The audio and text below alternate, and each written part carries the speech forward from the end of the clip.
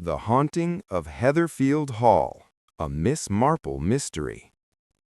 Hi there. Welcome back to Haunting Vales. Tonight's mystery begins at Heatherfield Hall, an imposing manor with ivy-clad walls and long, shadowed corridors. The villagers speak of strange noises in the night, flickering lights behind heavy curtains, and whispers that seem to drift from room to room, tales they tell with nervous laughter but never fully believe. Miss Marple, however, notices what others dismiss as mere superstition: doors left ajar without explanation, the faint scent of smoke in an empty hallway, and a family whose carefully maintained composure hides more than it reveals. As she observes the manor and its inhabitants, it becomes clear that the true mystery isn't a ghost at all, but something far more human and far more dangerous.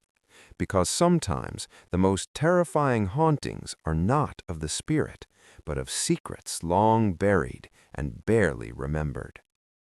Before we uncover the truth behind the haunting of Heatherfield Hall, don't forget to subscribe for more chilling Miss Marple mysteries on Haunting Vales. Chapter 1. The Shadow over Heatherfield Hall.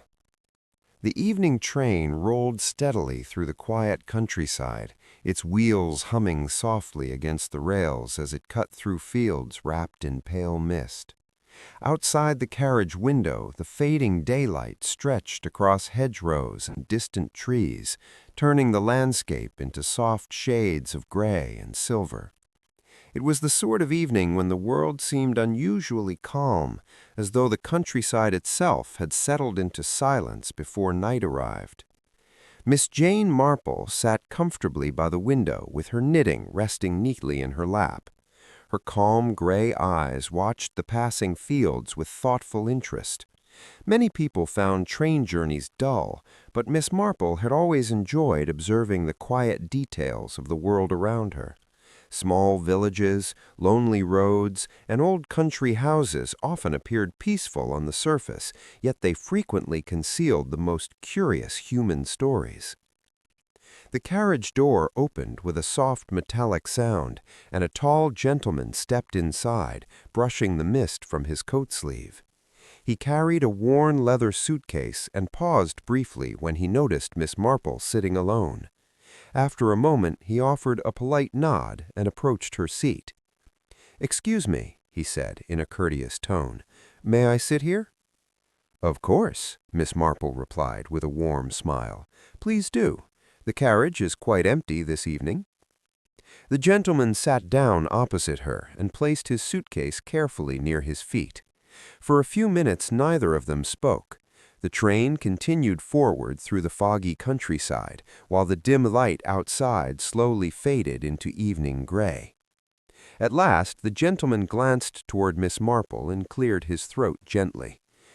"Traveling far tonight?" he asked.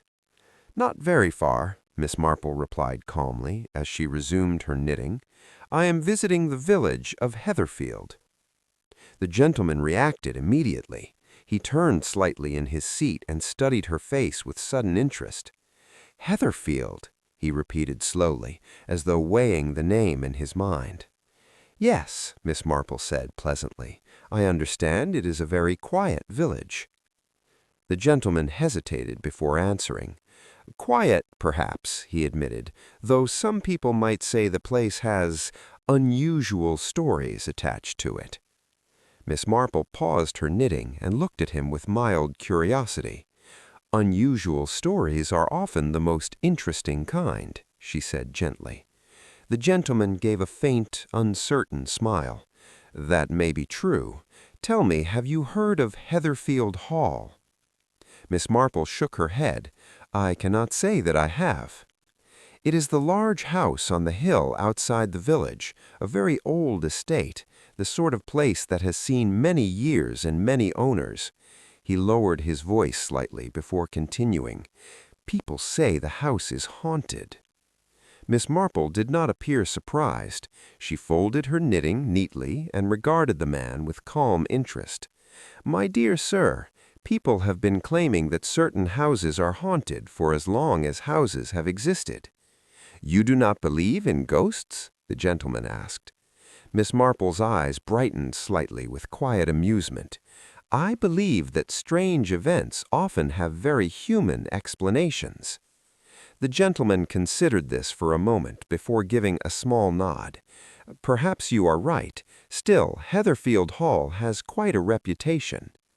Before Miss Marple could reply, the train whistle sounded through the mist, and the carriage began to slow. A small station platform emerged from the fog outside, illuminated by a handful of dim lamps. Heatherfield Station.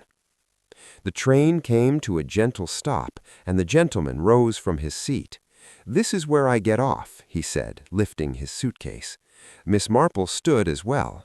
"As it happens," she said pleasantly, "so do I." They stepped onto the quiet platform together. Moments later, the train departed, disappearing into the mist with a fading rumble that left the station wrapped in deep silence. For a moment they stood beside the empty tracks. The gentleman glanced toward the narrow road that led into the village. "If you truly intend to visit Heatherfield Hall," he said carefully, "you may wish to keep an open mind." Miss Marple gave him a gentle smile. "I always do." The gentleman tipped his hat politely before walking away into the fog. Miss Marple watched him disappear down the road before turning her attention toward the hill that rose beyond the village. There, silhouetted against the darkening sky, stood Heatherfield Hall. Even from a distance, the house looked imposing. Its tall windows were dark, and its long stone walls seemed almost black against the drifting mist. Narrow towers rose above the roofline, like silent sentries watching the countryside below. Miss Marple studied the distant building thoughtfully. "A haunted house," she murmured quietly. Heatherfield village itself was small and peaceful. A handful of cottages lined the winding road, their windows glowing warmly with firelight. The scent of wood smoke drifted through the cool evening air as Miss Marple passed through the quiet square. But beyond the village, the road climbed steadily toward the hill where Heatherfield Hall stood waiting. Tall iron gates marked the entrance to the estate. They stood slightly open, their once elegant design now worn by years of weather and neglect. Ivy crept along the stone pillars beside them, and fallen leaves scattered across the gravel drive beyond. Miss Marple walked slowly up the path, observing the grounds around her. The gardens must once have been magnificent. Even now she could see the remains of carefully arranged hedges and stone statues standing among the trees. An old fountain rested silently at the center of a circular lawn, its basin filled with still water reflecting the dim evening sky. Yet the entire place felt strangely quiet. Old houses often carried a certain calm dignity. This quiet felt different. It felt watchful. Miss Marple had nearly reached the front steps when the door opened suddenly. A young woman stepped outside holding a lantern, and the warm light illuminated her anxious expression. "Oh, thank goodness," the woman said quickly. "You must be Miss Marple." "Yes," Miss Marple replied kindly. "I believe I am expected." "My name's Eleanor Graves," the woman explained. "I wrote to you about the strange events here." "I received your letter," Miss Marple said calmly, "and I was most curious." Eleanor glanced nervously over her shoulder toward the dark house behind her. "You arrived sooner than I expected." "I have found," Miss Marple replied gently, "that mysteries often become more complicated when they are left alone for too long." Eleanor gave a faint smile and led her inside. The entrance hall of Heatherfield Hall was vast and dimly lit. A wide staircase curved upward into the shadowed upper floors, while rows of portraits lined the walls. The painted faces seemed to watch silently as the two women entered. Miss Marple immediately noticed the chill in the air. The house was unusually cold, as though the warmth of the outside world struggled to enter its heavy stone walls. "The heating has been unreliable lately," Eleanor said quickly, noticing Miss Marple's slight shiver. Miss Marple nodded politely, but said nothing. They entered a sitting room where a fire burned quietly in the heath. A tall man stood near the window, looking out into the dark garden. "Eleanor," he said as they entered, "is this our guest?" "Yes," Eleanor replied. "Miss Marple, this is my brother, Arthur Graves." Arthur stepped forward and shook her hand politely. "I must admit," he said, "I did not expect someone quite so calm." Miss Marple smiled gently. "Calm can be very useful when people believe they are being haunted." Arthur gestured toward a chair beside the fire. "Please sit. There is quite a story to tell." Miss Marple settled into the chair while Eleanor stood nearby. Arthur began speaking slowly. "It started 3 weeks ago. At first, it was small things, footsteps in the hallway late at night, doors opening when no one was nearby." Miss Marple nodded thoughtfully. "Old houses sometimes make unusual sounds." "I thought so too," Arthur said, "until the lights began turning on by themselves." "And the whispers," Eleanor added softly. "Whispers?" Miss Marple asked. "In the walls," Eleanor said nervously. Arthur leaned forward slightly and said, "3 nights ago we saw something." Miss Marple folded her hands calmly. "What did you see?" "A figure," Arthur said quietly, "standing at the top of the staircase." Eleanor's lantern trembled slightly in her hand. "It watched us." Miss Marple considered this carefully. "Did it resemble anyone?" Arthur and Eleanor exchanged a glance. "It looked like the former owner of the house," Arthur said slowly. "And who was that?" Miss Marple asked. "Edmund Blackwood," Eleanor answered. "He died here 20 years ago." Miss Marple leaned back thoughtfully and looked around the dim room. "My dear sir," she said gently, "I have often found that houses do not haunt people." Arthur frowned slightly. "What do you mean?" Chapter 2. The Secrets of Heatherfield Hall. The sound of the slamming door echoed through the corridors of Heatherfield Hall for several long seconds before the silence returned. The sudden noise seemed to linger in the air, as though the house itself had briefly awakened and then fallen quiet again. Eleanor Graves stood frozen near the fireplace, her lantern trembling slightly in her hand. Arthur Graves had already moved toward the doorway, his posture tense as he listened for another sound. Miss Marple, however, remained seated beside the fire. She did not appear startled. Instead, she tilted her head slightly and listened with quiet attention, as though the house had simply spoken and she was trying to understand what it had said. Arthur turned back toward her. "You heard that," he said. "Yes," Miss Marple replied calmly, "quite clearly." Eleanor swallowed nervously.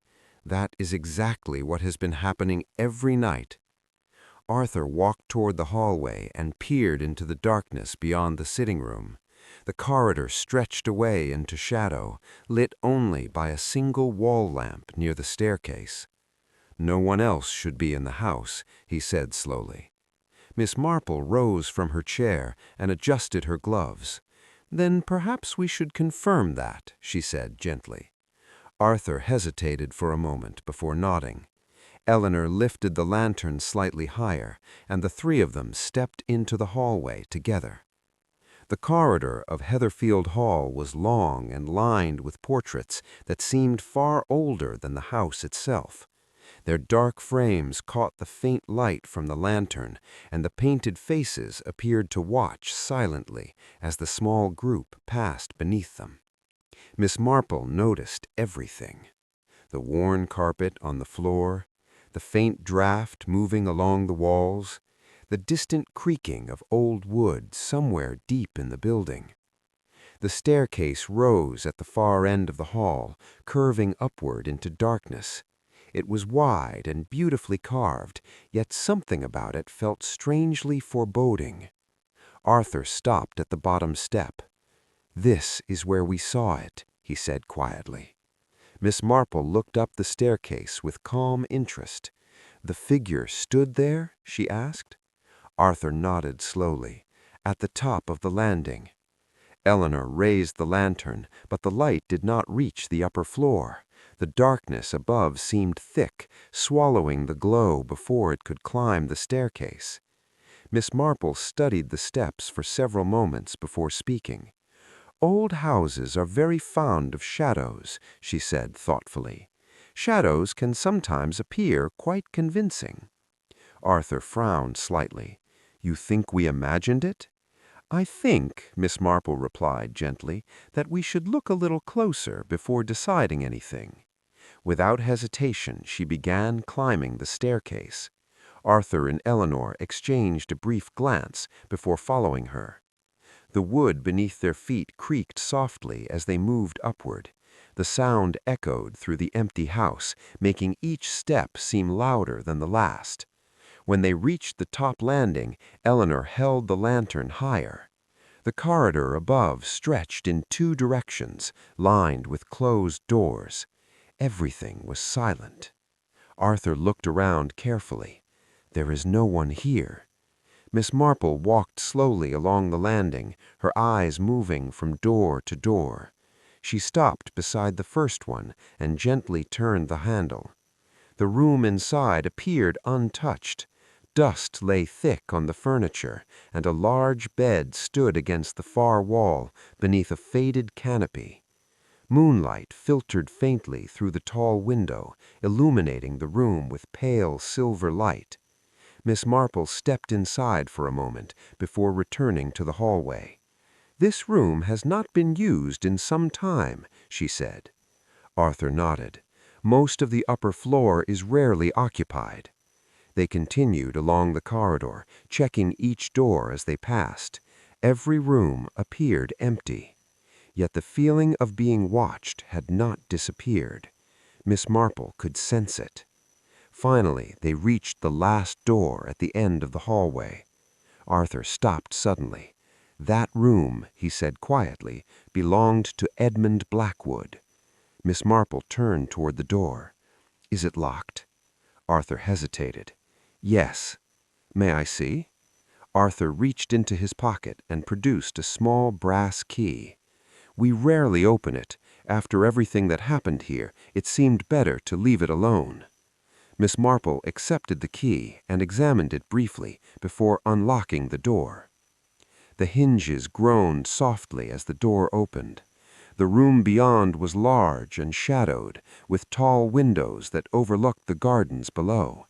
A heavy desk stood near the far wall, and bookshelves lined the room from floor to ceiling.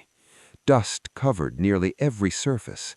Yet something about the room felt disturbed. Miss Marple stepped slowly inside. The air felt colder here. Arthur stood near the doorway, while Eleanor held the lantern beside him. "This was Blackwood's study," Arthur said quietly. Miss Marple walked toward the desk. Several old papers lay scattered across its surface, their edges yellow with age. She examined them briefly before turning her attention to the rest of the room. One bookshelf caught her attention immediately. The books along the center shelf were slightly uneven, as though one had been removed recently. Miss Marple reached toward the shelf and slid a single book aside. Behind it, she discovered something unexpected, a narrow opening in the wall. Arthur stepped forward quickly. "What is it?" Miss Marple moved the remaining books aside, revealing a small hidden compartment built directly into the shelf. Inside lay a bundle of old letters tied with thin string. Eleanor gasped softly. That was not there before. Miss Marple carefully removed the letters and untied the string. The paper crackled faintly as she unfolded the first page. The handwriting was neat but hurried, as though written under great pressure.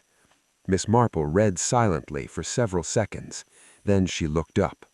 "This is most interesting," she said quietly. Arthur frowned. "What does it say?" Miss Marple folded the letter slowly. "It appears that Mr. Blackwood believed someone in this house was trying to kill him." Eleanor stared at her in disbelief. "Kill him?" Arthur shook his head. "That cannot be right. Blackwood died of heart failure." Miss Marple looked thoughtfully around the room. "Did he?" Arthur hesitated. "That is what everyone believed." Miss Marple turned the letter over in her hands. "This suggests he was afraid of someone close to him." Eleanor's voice trembled slightly. "Are you saying the haunting might not be a ghost after all?" Miss Marple smiled gently. "My dear Miss Graves," she said gently, "ghosts rarely hide letters in secret compartments." At that exact moment, a faint sound echoed from the hallway behind them. A slow, deliberate footstep.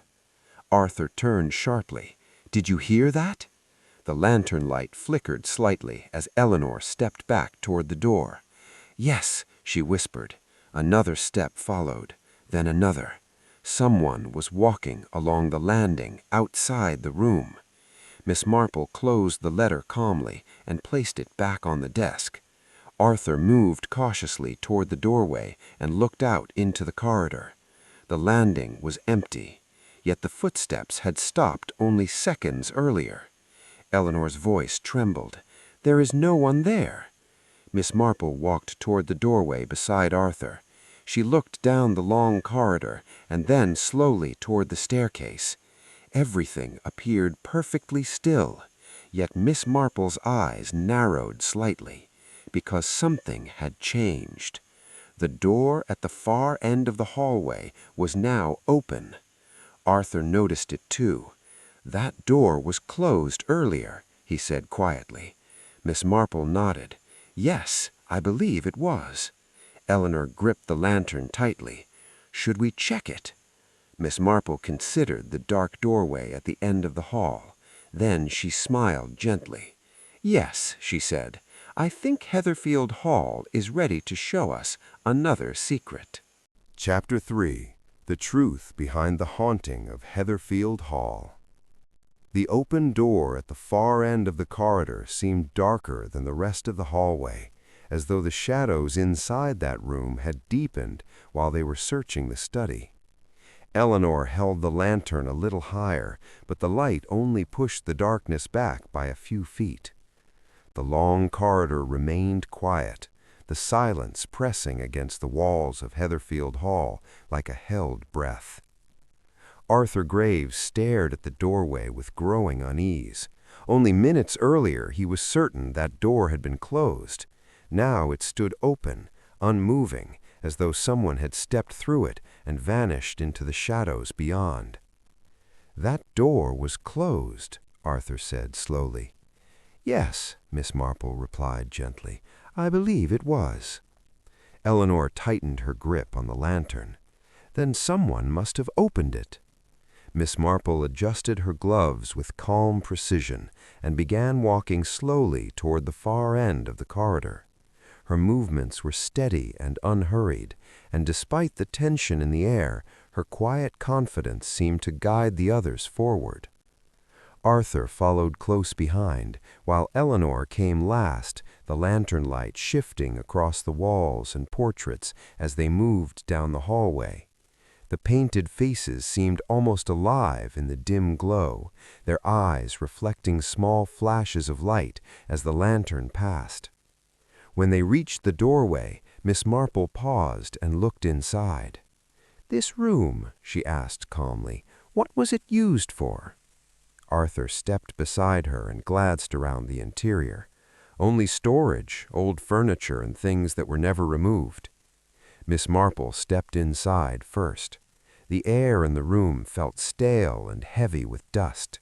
Several large chairs stood pushed against the walls beneath white cloth covers, and an old wooden table rested beneath one of the tall windows. Thick curtains hung across the glass, blocking most of the moonlight outside. Eleanor entered slowly behind her. "There is no one here," she whispered. Arthur moved toward the window and pulled one of the curtains aside. Pale moonlight spilled across the floor, illuminating the dust that covered the wooden boards. Miss Marple looked down immediately. "Interesting," she murmured quietly. Arthur frowned slightly. "What is it?" Miss Marple pointed gently toward the floor near the doorway. The dust had been disturbed. Clear footprints crossed the room, beginning near the entrance and continuing across the floor toward a narrow door near the far wall. Eleanor stared in disbelief. "Someone has been here."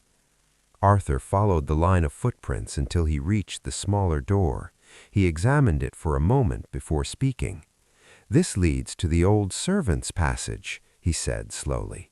Miss Marple nodded with quiet satisfaction. Hidden passages are quite common in houses of this age. Arthur opened the narrow door cautiously. Beyond it stretched a thin corridor built inside the house of the structure. The passage was barely wide enough for one person to walk through, and the stone walls seemed to absorb the lantern light rather than reflect it. Eleanor's voice trembled slightly.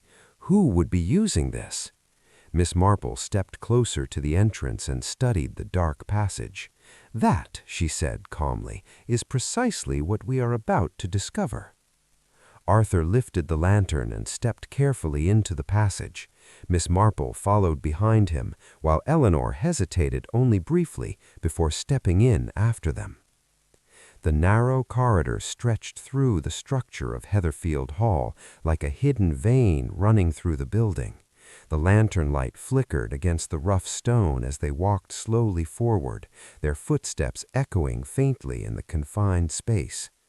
After several moments, the passage turned sharply and ended at another small wooden door. Arthur pushed the door open slowly. Beyond it lay a narrow stairwell that descended toward the lower floor of the house. The wooden steps looked worn with age, and the darkness below seemed even deeper than the passage behind them. Miss Marple stopped and raised one hand slightly. "Listen," she said softly. For a moment no one spoke.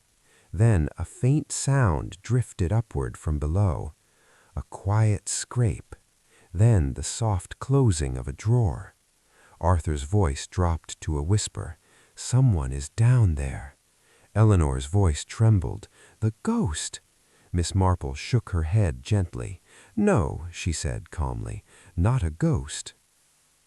Arthur began descending the stairs slowly, the lantern light moving ahead of him as each step creaked beneath his weight. Miss Marple followed close behind, while Eleanor clutched the railing as she came last. At the bottom of the staircase, they found themselves standing beside a narrow door that opened into the main hallway of the house. A faint glow of candlelight showed beneath the door. Arthur exchanged a quick glance with Miss Marple before pushing it open. The door swung inward suddenly. A man stood in the hallway. He turned sharply in surprise as the door burst open behind him. In one hand, he held a candle, and in the other, he clutched a small wooden box. For several seconds, no one spoke. Then Eleanor gasped, "Mr. Holloway!" The man standing before them was middle-aged, with sharp features and dark hair streaked with gray. His eyes widened as he realized he had been discovered. Arthur stared at him in disbelief. "Holloway," he said slowly, "you told us you had left the estate last week." The man gave a tense smile. "Yes," he said quietly, "I did say that." Miss Marple stepped forward calmly. "Yet you remained here, moving through the hidden passages and creating the appearance of a haunting." Holloway looked at her carefully. "You are very observant, Miss Marple." Arthur's voice grew sharper. "Why were you hiding in this house?" Holloway lowered his gaze briefly before answering. "Because Edmund Blackwood was murdered." The words hung heavily in the quiet hallway. Eleanor stared in shock. "That is impossible." Holloway shook his head slowly. I served as Blackwood's secretary for many years. Near the end of his life, he believed someone close to him was trying to poison him. Miss Marple nodded thoughtfully. The letters hidden in his study. Holloway looked up in surprise. You found them? Arthur's expression darkened. If you knew about this, why did you not go to the police? Holloway hesitated before speaking again. Because Blackwood believed the person trying to kill him is someone who still lives in this house. Arthur's face went pale. What are you implying? Before Holloway could answer, Miss Marple spoke quietly. Mr. Holloway is not entirely correct, she said gently. Everyone turned toward her.